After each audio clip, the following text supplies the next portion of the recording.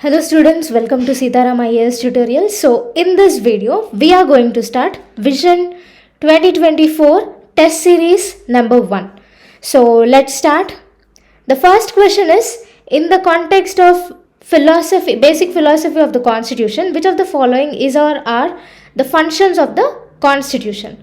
The first statement is, it provides a set of basic rules that allow for coordination among the members of the society.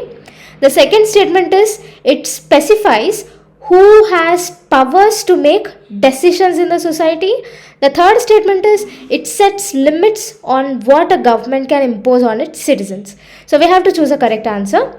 So here, coming to the first statement, yes, the fundamental rights, in the fundamental rights,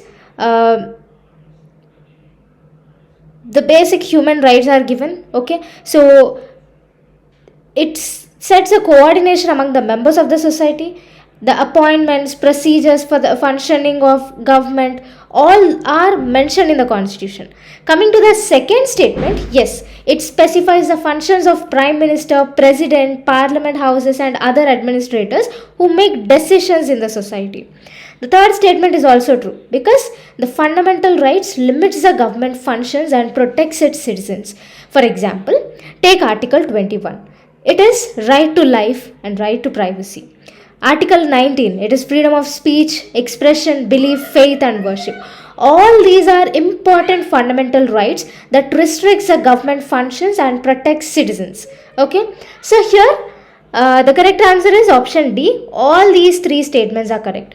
Coming to the second question, the claims of the members of scheduled castes and scheduled tribes shall be taken into consideration consistently with the maintenance of efficiency of administration in the making of appointments to the services and in person connection with the affairs of union or a state. Okay, so here what we have to underline is the claims of the members of SC and ST. Okay, so they are given part 4, part 3, part 16 and part 17. Now we have to know what are these parts.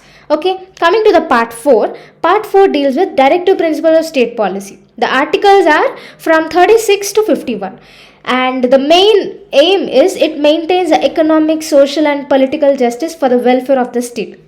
Coming to the part 3, it deals with fundamental rights. The articles are from article 12 to 35. So the basic human rights are provided under part 3. Coming to the part 16, it deals with the special provisions relating to certain classes. Okay, it deals from article 330 to 342. Coming to the article part 17, it deals with the official language. That means from article 343 to 351. Okay, so first one is directive principles. In directive principles, SC/ST special provisions are not given. In part 3, it is fundamental rights. In part 16, it is the special provisions relating to certain classes. So option C is a correct answer for this. Okay. Coming to the third question, which of the following are the features of fundamental rights? First statement is, they strike a balance between individual liberty and social control. The second statement is, there are some fundamental rights that are available against the arbitrary action of private individuals. The third statement is, there are some fundamental rights that are available only to the citizens. Fourth statement is, all the fundamental rights are self-executory. Okay, so here, so generally the fundamental rights articles deals from article 12 to article 35. So features of fundamental rights are, first one is, yes, some fundamental rights are available only to the citizens. Okay, so third option is correct because article 15, article 16, article 19, 29 and 30, all these articles are available only to the citizens. Okay, so third statement is correct. And the fundamental rights have reasonable restrictions decided by the Supreme Court. For example, right to property has been removed from fundamental rights and kept it as a legal right under article 300A. Okay, and the other thing is, these rights balance individual liberty as well as social control. The first statement is also correct. For example, Article 19 protects right to speech, expression, belief, etc. But at the same time, punishes when it becomes threat to the social order, safety of the country. Okay, so first statement is also correct, and these rights are not only against the state but also against the private individuals. Okay, Article 19, Article 21 are even against the private individuals. So first, second and third option are correct, and these are negative and positive. There are two types of fundamental rights. One is negative fundamental rights and the other is positive fundamental rights. Okay, so here I am also covering the theory part, which is also very important. Okay, we have negative fundamental rights and positive fundamental rights. Negative fundamental rights are those that prohibit state and other individuals from interfering with the individual's freedom. For example, Article 19 and 21. Okay, there are positive fundamental rights. They protect the liberties and freedom to the citizens against any invasion of state. Okay, for example, Article 14, it provides equality before law. So this is a positive one. So there are also justiciable in nature. Okay, so if any of our fundamental rights are violated, we can directly go to the Supreme Court in case of any violation of our fundamental right. And fundamental rights are protected by the Constitution. When ordinary legal rights are protected and enforced by ordinary law, these fundamental rights are protected by our Constitution. And fundamental rights can be amended without affecting the basic structure of the Constitution. Okay? And during national emergency, fundamental rights are suspended except Article 20 and 21. Okay? Article 20 and 21 are not suspended during national emergency. Okay, Article 19 is not suspended during the emergency imposed on war or external aggression. Okay, so these are all about the fundamental rights. Okay, and here we have two other important points. So the scope of fundamental rights is limited. Article 31A, 31B and 31C. These provide that fundamental rights are limited. Okay, 31A and 31B are the land reforms and are not justifiable. 31C gives effect to the certain directive principles of state policy. So this is also not justifiable. And Parliament can restrict the fundamental rights to the people belonging to the armed forces, paramilitary forces, police forces, intelligence agencies, analogous services under Article 33 of the fundamental rights. Okay, fundamental rights are restricted in areas of martial law. So these are all about the importance of fundamental rights. Okay, so knowing this is also very important. It also acts like a last day revision. Okay, so coming to the fourth question.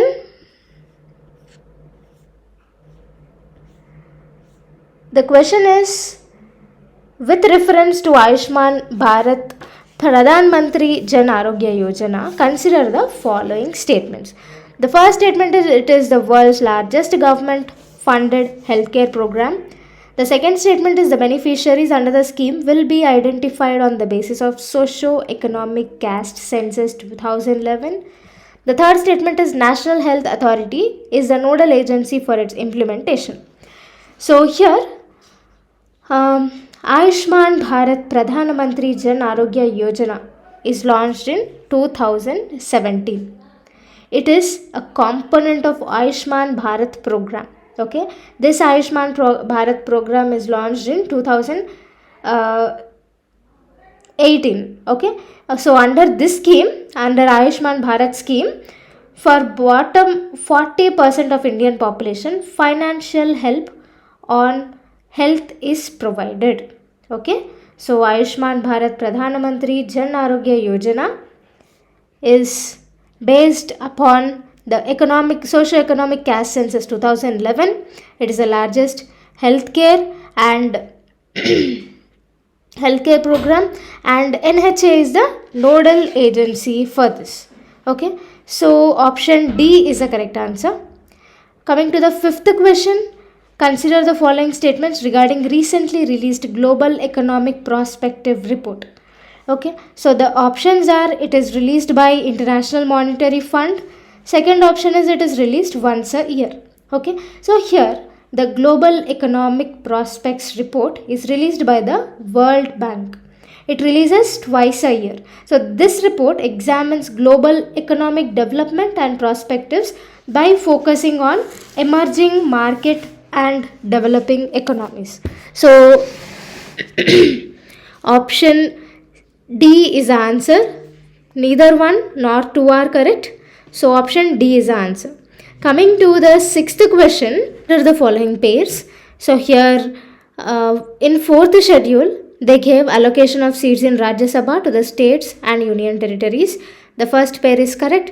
Coming to the sixth pair, it is telling that provisions relating to administration and control of scheduled areas. So here, the sixth schedule is actually this provides administration of tribal areas in Assam, Meghalaya, Tripura and Mizoram, okay, to safeguard the rights of the tribal people in these states. Sixth schedule is, this sixth pair is wrong. Coming to the 10th schedule, it deals with the provisions relating to the disqualification of members of the parliament, that is anti-defection law. Fourth schedule and 10th schedule are correct, but 6th schedule is wrong. So second pair is wrong. Only 1 and 3 are correct. So option C is the correct answer. Seventh question, which of the following is or are ozone depleting substances? So here methyl bromide, hydrobromo fluorocarbons, carbon tetrachloride, methyl chloride are given. So here ozone depleting substances are the substances that destroy the earth's ozone layer. Chlorofluorocarbons, hydrochlorofluorocarbons, halogens, methyl bromide, carbon tetrachloride, hydrobromochloride, hydrobromofluorocarbons, chlorobromomethane, methyl chloroform. All these are the ozone depleting substances. Okay, so all these are correct. So option D is the correct answer. Coming to the eighth question, which one of the following recommendations of the Swaran Singh Committee is incorporated in the Constitution under the fundamental rights? So here Swaran Singh, so let's first look into the options. Option A is it empower Parliament to impose penalty or punishment for the non-compliance with any of the fundamental duties. Option B is duty to defend the country and render national service when called upon to do so. Option C is duty to pay taxes should be a fundamental duty to the citizens. Option D is no law imposing penalty or punishments for the non-compliance with any of the fundamental duties shall be called in question in any court. So here we have to choose the correct answer. Now coming to the Swaran Singh Committee.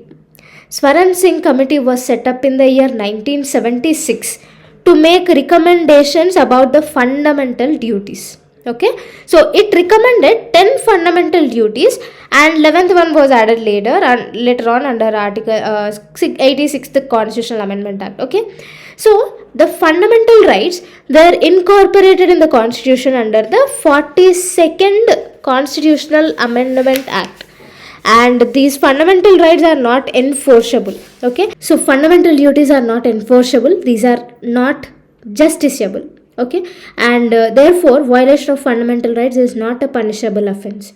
And coming to option C, duty to pay taxes were recommended by this committee, but it was not included in the fundamental rights. And coming to option D, the fundamental rights are not justiciable. Okay, so here the correct answer is option B. Okay, so this was incorporated in the Constitution under the fundamental duties. Coming to ninth question, which of the following is not a function of the Central Bureau of Investigation?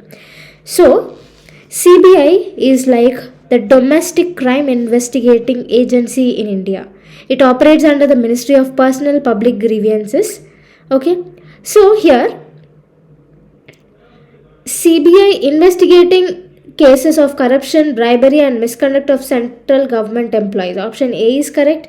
Next is probe terror attacks including bomb blast, hijacking of aircrafts and ships attacks. on nuclear installation and uses of weapons of mass destruction. So B is not correct. Okay, so here this work is done by the National Crime Investigation Bureau. Okay, option B is not correct. Coming to option C, investigation getting serious crimes having national and international ramifications committed by organized gangs of professional criminals. Option C is correct. Coming to option D, maintaining crime statistics and disseminating criminal information. So all these are correct, but except option B. Okay, so the answer is option B. Coming to the 10th question with reference to the Universal Serial Bus USB Type C connector in the recent news, consider the following statements. First statement is it is a double-sided connector with reversibility. The second statement is it is not backward compatible with previous USB types. So which statements given are correct? So here both these are correct. Okay, Type C connector is double-sided connector with reversibility. Okay, it is not backward compatible to previous USB types. Option C is the correct answer.